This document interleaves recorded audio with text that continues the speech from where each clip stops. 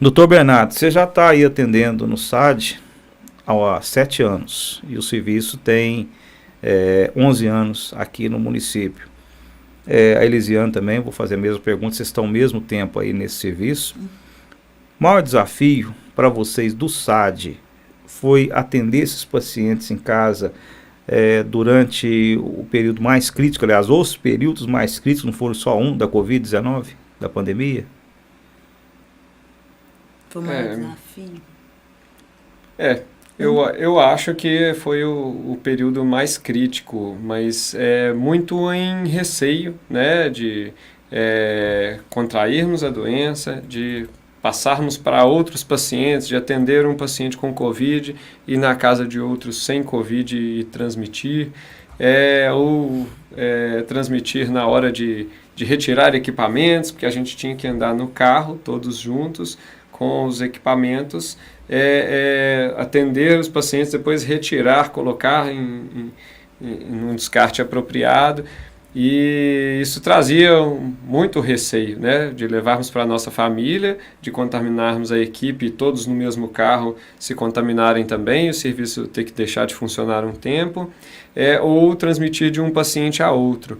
Mas eu acho que felizmente conseguimos passar bem por esse período, a gente não deixou de funcionar nenhum dia, todos os profissionais bem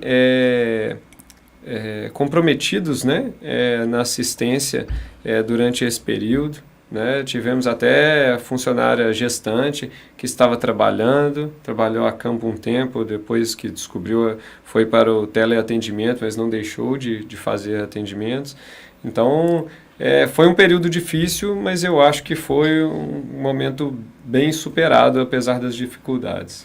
Qual que é a sua avaliação, Elisiane? Foi desafiador? Foi muito desafiador para mim nesse período também, enquanto profissional, porque eu me dividi um tempo entre estar lá na coordenação do SAD e trabalhar diretamente na linha de frente do Covid, que eu fazia parte eu era a enfermeira que começou a fazer as coletas, né, o SUAB no domicílio, que era para detectar os casos de Covid. Então, eu me dividi nessa época e, como eu comentei que a gente estava falando, trabalhei à noite também no CTI. Então, o medo era, basicamente, assim, meu medo maior era realmente a contaminação, né? De contaminar alguém, igual o Bernardo citou, os nossos familiares, porque a gente estava tão na linha de frente, trabalhando, vendo, convivendo com pacientes graves, e depois a gente ia para nossa casa, né? Ver nosso filho, minha mãe, então eu tinha receio também.